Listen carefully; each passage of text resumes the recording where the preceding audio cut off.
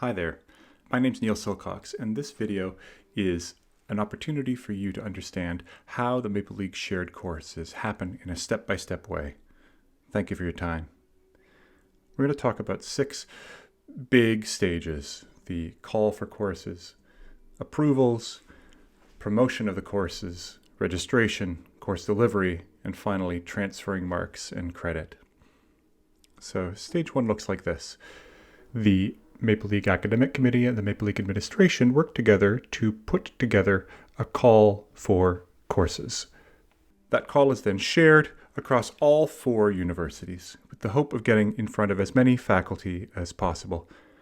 These faculty, if they're interested in sharing a course, will fill out a form, will let their department chairs and their deans know about their intention, and then they will share the information with us at the Maple League, and we'll take a little look over it to make sure that everything is as it should be. Then we move to stage 2. The Maple League will run these courses by the academic committee, just to let them know exactly what we're offering this year, and then we'll reach out to the deans, the various deans at all 4 universities. These deans will reach out with the information about the courses that are being offered to the relevant department chairs that are under them. So if it's an English course that's being offered, they'll reach out to their English department chair. This department chair will either approve or decline the course, and will provide a code or an equivalency for the course. Although it should be noted that at St. FX, the code does not happen at this point in the process. Then they will send that information back to the dean. The dean will pass it on to us at the Maple League, and we will send it on to the registrars.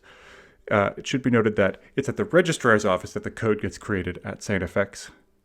At this point, the Maple League will also reach out to the faculty to let them know who they might expect in their course when the time comes. Up next is promotion of the course. So we at the Maple League will put together several documents, PDF with information about the courses. We will update our website. We'll create some social media assets and images. And we want to get connected to students in as many ways as possible. We have a few ways of doing that. The first is through our social media channels. And while we have a reasonably good social media following, this can't be our primary source of connecting with students. We want to use that as a support system for communicating with students. The registrars will also share information with students.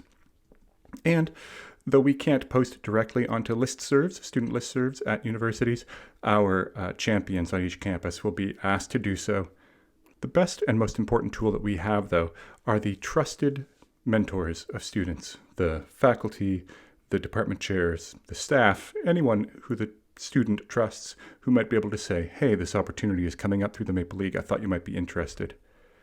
If a student is interested and they have questions, they will hopefully start at the FAQ, which is a living document that lives on our website and is shared when we share information about the courses. If that FAQ doesn't answer the questions, then they can reach out to the Maple League with some questions and we'll get back to them. Stage 4 is registration. And from the student's point of view, it happens in the regular way. The course, if it's offered on their campus, will appear in the regular place that they register. As when they register, that will trigger their home registrar. Here we have an important distinction.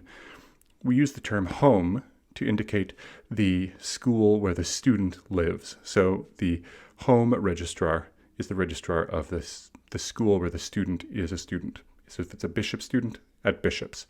The other registrar is called the host registrar. The host is where the course is offered. So this is the school that is hosting the student.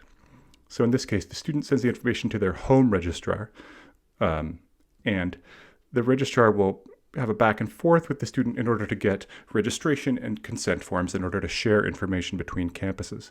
Then they will pass that information on to the host registrar. And the host registrar will register that student in the student information system at the host university, and the student will also get an email at the host institution.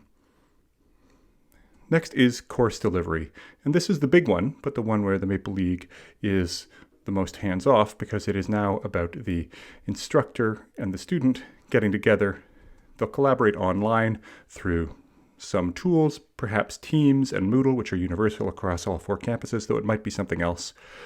They will do a certain amount of teaching and learning, and then at the end, the student will get a grade. Next, we move to the transferring of marks and credits.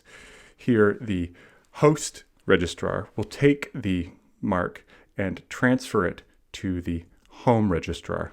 There's a transferring process that has to happen sometimes. Half of the schools use letter grades and half number grades. So at this point, they have to be converted from one into the other. Once that is done, the home registrar will add it to the student information system. When this is done, the student can check their grades and it will appear automatically on their transcript. So this is the big overview in about 20 steps, some of which are pretty big. There's a couple of big stages as well that are important. One comes after the courses are completed, and that is reporting, reflections, and systems building. So the Maple League will gather all the info we can, including questions that have come in so that we can adapt to the FAQs if major issues have arisen, or if we've found a place for automation to be implemented. We'll gather all that information. We'll call a meeting of the registrars, the academic committee, the Maple League, perhaps the deans. We'll come up with suggestions, and finally we'll report to the vice president's academic. But there's also one other stage, and this happens much earlier, before even step one. We have the important desire to inspire people to share courses. And this we do in a couple of ways. The first thing we do in order to help people understand why they should share courses is about the storytelling. Talking about what Maple League shared courses offer to students, talking about the satisfaction that comes for faculty who offer these courses. The other thing that we are working to do in order to help inspire people to share is to bring together departmental communities of practice. So in this case, we mean, for example, everyone in chemistry, all 4 chemistry departments from all 4 schools, or all of the classics departments, or all of the business departments, or all 4 English faculties. And that way, we hope that they will build community and build trust and inspire folks to share courses. The timeline for courses looks like this.